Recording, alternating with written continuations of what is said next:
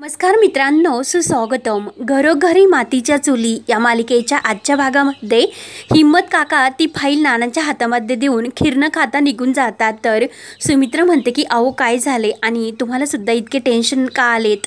तेव्हा नाना हे दरवाजा लावून घेतात आणि सुमित्राला सांगत असतात की अगं जानकी आणि ऋषिकेश त्या दिवशी हे हळदीच्या अंगावर आश्रमात खाऊ वाटण्यासाठी गेले नव्हते. ऋषिकेशच्या जन्माची दाखला असलेली ती फाईल आहे ना, ती शोधण्यासाठी गेले होते आणि आश्रमातच असे कोणीतरी आहे की त्यांना सांगितले आणि ते त्याचा शोध घेतात आणि 2-3 वेळेस ऋषिकेशच्या मोबाईलवर कोणीतरी फोन केला असा संशय आहे म्हणून. तेव्हा हिम्मतरावांना तो संशय आला म्हणून त्यांनी ती फाईल बदलली आणि त्यांच्या घरामध्ये जो पार्वती आणि माझ्या लग्नाचा फोटो आहे तो सुद्धा बदलला आणि तेथे आपल्या दोघांच्या लग्नाचा फोटो त्यांनी लावून दिला म्हणून सर्व काही व्यवस्थित निभावले. तेव्हा सुमित्राला सुद्धा ते ऐकून टेन्शन येते आणि ती नानांना विचारते की ते सर्व ठीक आहे पण आता काय करायचे. तेव्हा नाना म्हणतात की हो म्हणूनच ते फाईल देण्यासाठी येथे आले होते आणि ती फाईल सुमित्राला दाखवतात. तर सुमित्रा म्हणते की अगो बाई, आणि ही फाईल आपल्या घरात तर नको ठेवायला, तुम्ही ती फाईल त्यांना ठेवायची सांगायची ना. तर नाना म्हणतात की अगं असे काय करतेस, एवढे सगळं झाल्यानंतर हिम्मतराव तर घाबरणारच ना,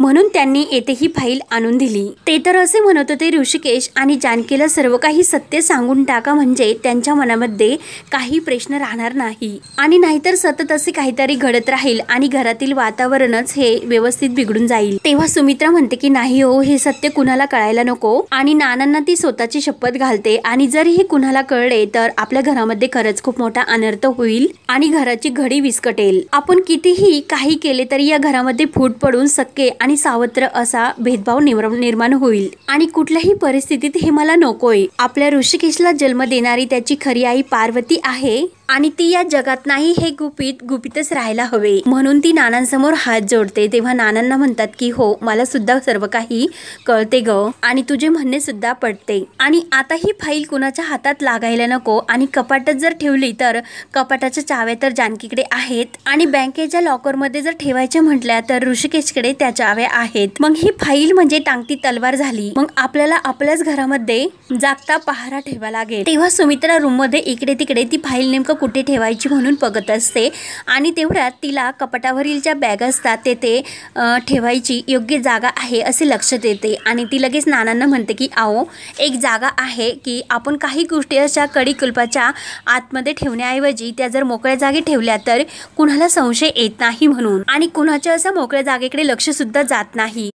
मला असे वाटते की ही फाईल आपण त्या कपाटावरील बॅगमध्ये ठेवूयात. नाना म्हणतात की हो हो सुमित्रा, बरं झालं की तू व्यवस्थित जागा शोधली म्हणून. आणि नाना खुर्चीवर उभे राहून ती फाईल त्या बॅगमध्ये ठेवून देतात. तेव्हा नाना म्हणतात की अगं सुमित्रा, तू खरंच बरं केलं कारण येथे कुणाचेही लक्ष नाही जाणार. आणि दोघे बाहेर येतात आणि सुमित्रा खुश होऊन जानकी आणि ऋषिकेशचा गृहप्रवेश करण्यासाठी त्यांचे औषण करते. सर्वजण अगदी खुश असतात. जानकी आणि ऋषिकेश आतमध्ये गृहप्रवेश करण्यासाठी लागतात तर शर्वरीने ऐश्वर्या त्यांना अडवते. ऐश्वर्या म्हणते की अगोदर उखाणा घ्यायचा. तेव्हा सारंग म्हणतो की मला सुद्धा जागा द्या, मी तोपर्यंत शूटिंग करतो आणि लगेच सारंग समोर येतो आणि जानकीला म्हणतो की वहिनी होऊन जाऊन दे. सुमित्रा म्हणते की अगं घेऊ का ना. तर जानकी म्हणते की 1 मिनिट, मला काही सुधरत नाही, थोडेसे घाबरल्यासारखे होते. तर शर्वरी म्हणते की अगं वहिनी असे काय करते, एखादा असेल तुझ्या खजिनामध्ये ठेवलेला. तेव्हा ऐश्वर्या म्हणते की हो ना. तर जानकी म्हणते की खरंच आठवत नाही.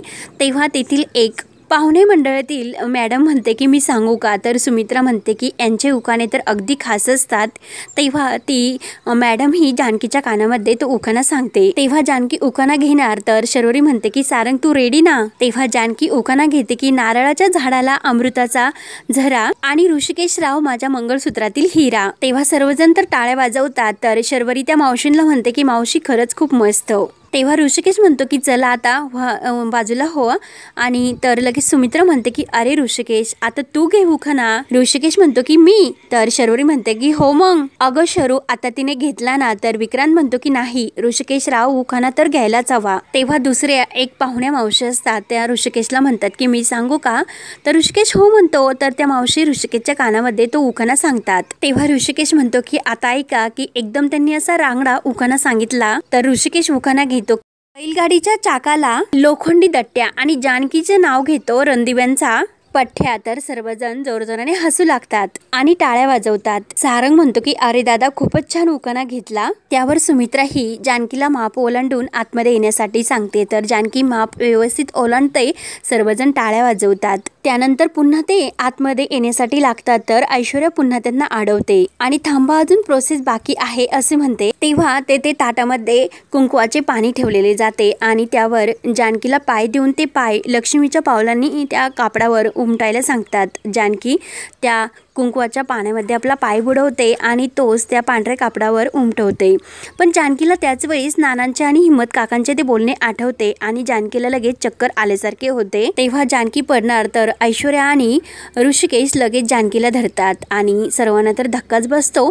ऐश्वर्या म्हणते की अहो वहिनी सावकाश। ऋषिकेश विचारतो की अगं जानकी ठीक तर आहे ना? तेव्हा जानकी म्हणते की हो आणि ऐश्वर्या जानकीला धरत म्हणते की डोंट वरी वहिनी, माझ्या गृहप्रवेशाच्या वेळी तुम्ही मला सावरले होते आणि यावेळेस मी तुम्हाला सावरले। तेव्हा जानकीला त्या क्षणाची आठवण होते की धाकट्या जाऊबाई म्हणजे ऐश्वर्या पाऊल व्यवस्थित टाका आणि तुमचं पाऊल हे व्यवस्थितच पडणार याची मी काळजी घेते। आणि जानकी ते हसून लगेच ऐश्वर्याला थँक्यू बोलते। जानकी म्हणते की अगं खरं तर हीच आपल्या रणदिव्यांची रीत आहे, एकमेकांना सावरायचे। ऐश्वर्या म्हणते की हो आय नो, आणि लक्ष्मीच्या पावलांनी तुम्ही आतमध्ये या आणि सर्वजण आतमध्ये येतात आणि आपापल्या कामामध्ये मग्न होतात। तेव्हा जानकी सुद्धा विचारात पडलेली असते।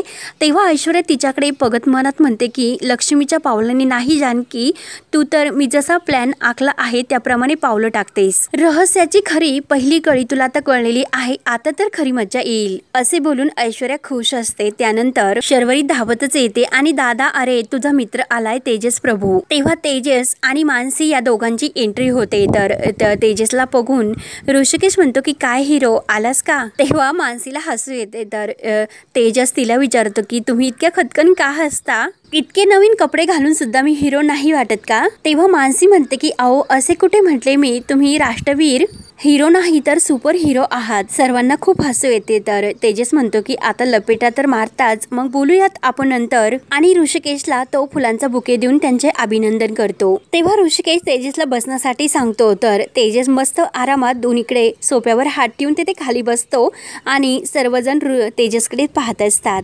तेव्हा तेजसचं लक्षात येते की आता म्हणजे मानसीला सुद्धा इथे बसायचे आहे आणि तो म्हणतो की एकटा जीव सदाशिव असे वाटले म्हणून मी निवांत बसलो होतो आणि परत हसून तो मानसीला बसण्यासाठी सांगतो। ऋषिकेश विचारतो की अरे काय चालले?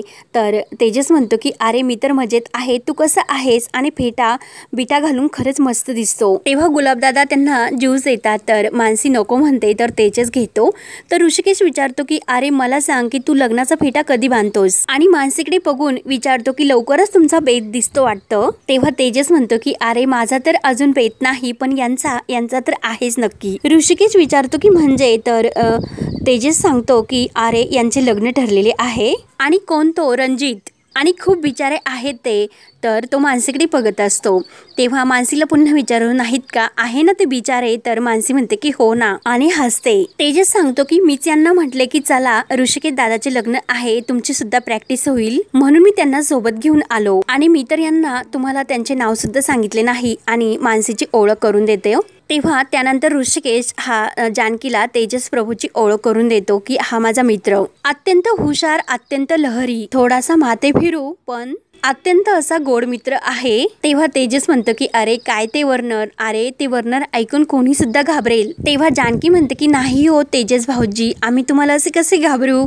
स्वातंत्र्य सूर्य दिनकर प्रभू यांचे पंतू आहात आणि तुम्हाला खरे सांगू की ध्येयाने भरलेले माणसंच खरं हे माते फिरू असतात। तेव्हा तेजस म्हणतो की हो वहिनी तुमचे अगदी करेक्ट आहे आणि मानसीला विचारतो की कळले का? तेव्हा मानसी म्हणते की हो वहिनी तुम्ही अगदी बरोबर बोललात आणि येथे आल्यानंतर मला खरंच खूप छान वाटले, अगदी आपल्या घरी आल्यासारखे। आणि तुमच्या फॅमिली सोबत मी एक सेल्फी काढू का असे विचारते, तर लगेच ऋषिकेश आणि जानकी हो बोलतात आणि सर्वांसोबत एकत्र मानसी एक छान अशी सेल्फी काढते आणि फोटो खरंच खूप मस्त आला, थँक्यू बोलते। त्यावर तेजस म्हणतो की चला आता आम्ही निघतो। तेव्हा तेजस म्हणतो की अरे जरा धावपळीतच आलो, पण काळजी करू नकोस, 8-10 गुलाबजाम तोंडात टाकतो आणि नंतर पळतो। तेव्हा सर्वांना भेटून तेजस आणि मानसी निघून जातात। त्यानंतर सारंग म्हणतो की अरे दादा आज लग्न निमित्ताने सर्व कुटुंब जमलेले आहे, मग मला असे वाटते की आपण एकत्र फॅमिली फोटो काढूयात। आणि सर्वांना आवाज देऊन तो बोलवतो आणि भीमा भाऊंना आवाज देऊन मगाशी वरांड्यात जो फोटो घेतलेला आहे तो फोटो या फोटोला जॉईन झालेला आहे असा फोटो घेऊन येण्यासाठी सांगतात। तेव्हा भीमा भाऊ मस्त असा सर्व फॅमिलीचा एकत्र फोटो काढतात। त्यावर आजी आणि ऐश्वर्या घाईने रूममध्ये येतात। ऐश्वर्या इतकी खुश असते आणि खुश होऊन ती आजीला सांगते की आजी आपला प्लॅन सक्सेस झाला। तेव्हा आजी सुद्धा खूप आनंदाने विचारते की अगं ऐश्वर्या असे काय झाले? तेव्हा ऐश्वर्या सांगते की अहो जानकी हिने हिम्मत काका आणि त्या नानासाहेबांचे सर्व काही बोलणे हे ऐकले। तेव्हा आजी म्हणते की अगं चला एकदाचे बरे झाले आणि शहाणी ग माझी गुंडी म्हणून तिचे गाल धरते आणि जोरजोराने खूप हसत असतात। तेवढ्यात शर्वरी आतमध्ये येते आणि विचारते की काय कसले इतके कौतुक चालले? आणि आजीला म्हणते की काय ग आजी गुंडी गुंडी का करतेस? ही काही गुंड वगैरे आहे की काय? तेव्हा आजी म्हणते की अगं तुला माहिती आहे की सारंग माझ्या लोकरीचा गुंड्या मग ही त्याची बायको कोण? तर शर्वरी म्हणते की गुंडी। तेव्हा आजी खुश म्हणते की शाब्बास। तरी सुद्धा शर्वरी विचारते की तुम्ही इतक्या एक्साइटेड होऊन काय एकमेकींना विचारत होतात? तेव्हा आजी ऐश्वर्याला म्हणते की अगं सांग। तर ऐश्वर्या म्हणते ताई अवसे काय करतात? जानकी बहिणी आणि आता ऋषिकेश दादा यांचे लग्न तर झाले आणि त्यांच्या लग्नानंतरची ही पहिली रात्र आहे, मग त्यांची रूम सजवायला नको का? तेव्हा शर्वरी म्हणते की हो अगदी खरं आणि नक्की आपण त्यांना जाम वैतागून टाकूयात। ऐश्वर्या म्हणते की हो ते एन्जॉय सुद्धा करतील आणि हो की नाही आजी? तर आजी सुद्धा म्हणते की हो आय नो। तेव्हा शर्वरी विचारते की अगं पण फुलांचे काय? तेव्हा ऐश्वर्या म्हणते की हो मी सारंगला सर्व काही आणण्यासाठी सांगितलेले आहेत, ते घेऊनच येतील। तर शर्वरी म्हणते की ग्रेट आणि खूप खुश होऊन ऐश्वर्याच्या हातात टाळी देते। त्यानंतर इकडे जानकी किचन मध्ये काहीतरी काम करत असते आणि विचारत असते की नाना असे का म्हटले असेल की हिम्मत काकांना पार्वती आणि त्यांच्या नात्याबद्दल कुणाला कळायला नको आणि ते नातं सुद्धा लपवण्यासारखे आहे आणि रामराया हे सर्व काय चालले याची कल्पना तर आईंना सुद्धा नाही। त्यामुळे आता तर मी काय करू म्हणून जानकीला टेन्शन येते आणि ती विचारत पडते। तेवढ्यात तेथे ऋषिकेश येतो आणि ऋषिकेश जानकीला विचारत पडलेले पाहून विचारतो की अगं जानकी काय झाले? जानकी काही गडबड झाली का? परत तुला काही निनावी कॉल वगैरे आले की काय? तेवढ्यात सारंग धावत येतो आणि ऋषिकेश दादा काय झाले असे विचारतो आणि परत त्या दोघांची गंमत करत म्हणतो की अच्छा म्हणजे तुमच्या दोघांची चोरून चोरून भेटणे सुरू आहे तर? आणि काय वहिनी आणि आता लग्न झाल्यावर म्हटलं भेटणं तर सुरूच असणार, पण एक काम कर माझ्या सोबत चल, माझं एक महत्वाचं काम आहे, चल अगोदर चल, खूप महत्वाचे आहे। त्यानंतर जानकी रूम मध्ये आरशासमोर येऊन बसलेले असते तर ऋषिकेश तिच्या मागून येतो आणि तिला प्रेमाची मिठी मारत म्हणतो की खरंच मी तुला खूप मिस केले। आणि तेवढ्यात आतमध्ये फुलं घेऊन शर्वरी सारंग आणि ऐश्वर्या येतात आणि काय चालले तुमचे म्हणून त्यांना चिडवतात आणि ऐश्वर्या म्हणते की चला लवकर बाहेर चला। तेव्हा ऋषिकेश विचारतो की चला म्हणजे कुठे चला? तेव्हा शर्वरी म्हणते की अरे दादा असं काय करतोस? तुमचे इतके सागर संगीत लग्न झाले, मग पुढची प्रोसेस सुद्धा सागर संगीतच व्हायला हवी। तेव्हा सारंग म्हणतो की आता तुम्ही दोघांनी खाली जायचे आणि एकत्र नाही राहायचे आणि ऋषिकेशला सारंग हाताला धरून घेऊन जातो। मी तुला पुढचे सर्व काही सांगतो। तर शर्वरी सुद्धा जानकीच्या हाताला धरून घेऊन जाते आणि ऋषिकेशला म्हणतो की तू अंगणामध्ये जा आणि वहिनी तो हॉलमध्ये थांब, आम्ही तुम्हाला नेण्यासाठी येतो। आणि ते दोघे बाहेर जातात तर सारंग शर्वरी ऐश्वर्या दरवाजा लावून घेतात। तेव्हा सारंग म्हणतो की चला आपण आता सजावटीला लागूया। तर ऐश्वर्या म्हणते की सजावट वगैरे ओके तर आहे, पण काहीतरी गंमत तर वाटायला हवी। शर्वरी म्हणते की हो ना गंमत तर आहे आपल्याकडे, म्हणजे तिने काही बॉक्समध्ये पापड आणलेले असतात ते दाखवते आणि यावरती असे पापड टाकायचे म्हणजे रात्रभर मस्त कुरुम कुरुम। तेव्हा ऐश्वर्या म्हणते की काय शर्वरी ताई काय तुम्ही म्हणून हसते? सारंग म्हणतो की अगं ताई काय गरज आहे पापड वगैरे काही टाकायची, मला नाही आवडले हे नका टाकू। तेव्हा शर्वरी म्हणते की तू गप्प बस, मजा असते हे सर्व करून दे आणि एकतर तुमच्या वेळी सुद्धा मला हे सर्व करता आले नाही, मग या दोघांना अशी मज्जा येणार आहे। तर ऐश्वर्या म्हणते की एक मिनिट ताई माझ्याकडे अजून एक आयडिया आहे आणि आपल्या हातातील ते गजरचे घड्याळ दाखवते आणि बरोबर ती 12:30चा अलार्म लावते।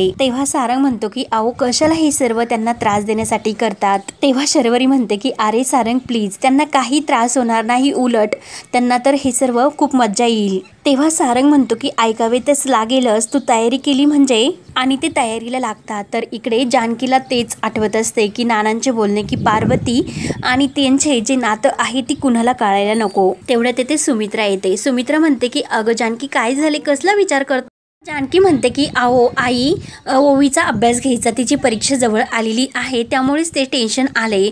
तेव्हा सुमित्रा म्हणते की हो, लग्नामुळे जरा गडबड गोंधळ वाढला आणि खास करून मी स्वयंपाकघराची जबाबदारी सांभाळते, मग तुला अभ्यास घेण्यासाठी वेळ मिळेल. आणि तेवढ्यात सुमित्रा आणि नाना हे कुठेतरी निघालेले असतात. तर विक्रांत विचारतो की अहो आई आणि नाना, तुम्ही असे अचानक कुठे निघाला? तर नाना म्हणतात की बरं झालं की तुम्ही सर्वजण आलात. तेव्हा नाना सुमित्राला म्हणतात की तुझ्या त्या नवसाबद्दल तू यांना सर्वांना सांग. तेव्हा सुमित्रा म्हणते की हो, मी देवीला नवस बोलले होते की लग्न झाल्यानंतर मी दर्शनासाठी येईल म्हणून आम्ही कोकणात चाललो. तर सारंग म्हणतो की काय आत्ता? तेव्हा ऋषिकेश सुद्धा म्हणतो की नाना तुम्ही अहो सकाळी निघा, आत्ता कशाला निघता?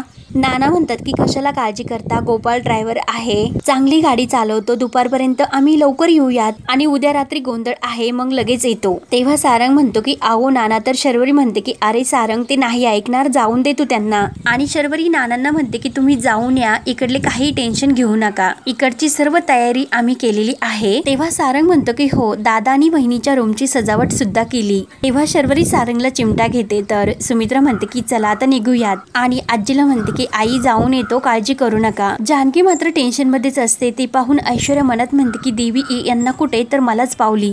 आणि आता नानांच्या रूम मध्ये कोणी नसेल, हिम्मतरावांनी जी फाईल दिलेली आहे ती त्यांनी रूम मध्येच ठेवलेली असेल आणि ती फाईल आता माझ्या हातात लागली तर आणखी मज्जा येईल म्हणून खुश होते. त्यानंतर ऐकडे जानकी विचार करते की नाना असे कसे वागू शकतात आणि हे सर्व ऋषिकेशला लवकरात लवकर सांगायला हवे. तर हा भाग येथे संपतो. पुढील भागामध्ये जानकी ही सर्व ऋषिकेशला सांगून टाकते की तिने हिम्मत काका आणि नाना यांचे सर्व काही बोलणे ऐकले, पार्वती आणि त्यांचे नाते कुणालाच कळायला नको. तेव्हा ऋषिकेश म्हणतो की आईच्या नकळत इतकी मोठी गोष्ट आणि काय प्रकरण आहे हे जानकी आपल्याला शोधायलाच हवे.